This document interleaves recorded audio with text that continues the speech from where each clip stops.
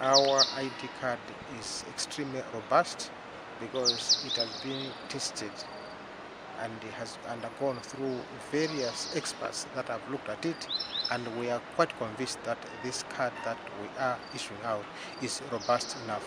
Remember that we are about maybe the last country in this part of Africa to have this ID issued to our citizens, and because of that we have borrowed a lot from what has been the experience elsewhere, sealed all the loopholes, and we are quite confident that this card is robust enough. It will not be easily forged. We are doing sensitization at two levels. At national level, we have jingles, we have posters that are pasted all around the country.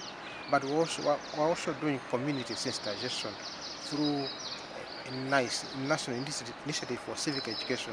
That are the ones that are carrying out sensitization.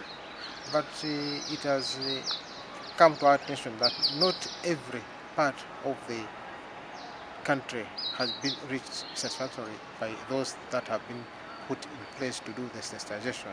Issues of PECs are very personal and touchy. All I can say is that what is being paid out to the registration officers is a sum that they had been offered as they got engaged and they had accepted. But in the process of phase one, we noticed some disgruntlement amongst the registration staff. All I can say is that we are aware of the discontent over what they are getting, and all I can say is that the matter is under consideration.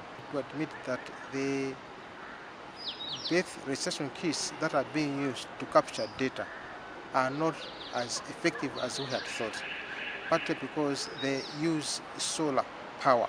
And solar power in the season that we're in, where it is cold, they haven't been as effective. And part of it was that there was some gap during the training session, that perhaps the officers were not properly taught on how they would use the equipment so that it's maximized in terms of its utilization. But what we are doing right now is to advise the station officers to give the equipment enough time to recharge before they use it. Nevertheless, that issue has not stopped us from achieving what we set out to achieve. All we want is, despite those problems, we'll be in a particular registration center for as long as we haven't gotten to the 90% markup of the expected number of people that we expect to register in that particular area.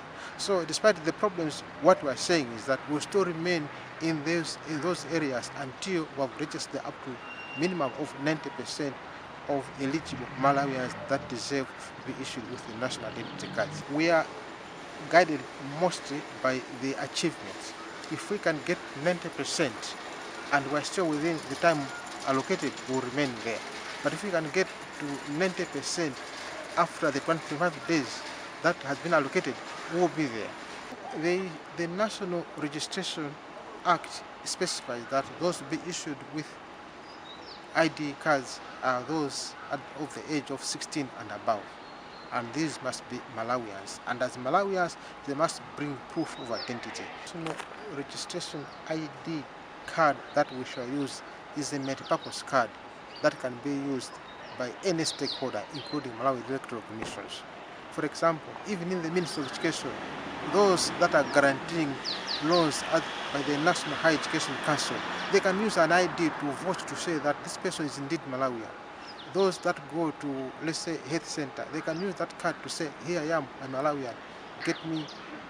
Let me get services at this hospital because I'm a Malawian. So Malawi Electoral Commission can derive their voters' roll from the national ID card, because the national ID will have all the biometric information concerning the citizens that are looking for. That's the link.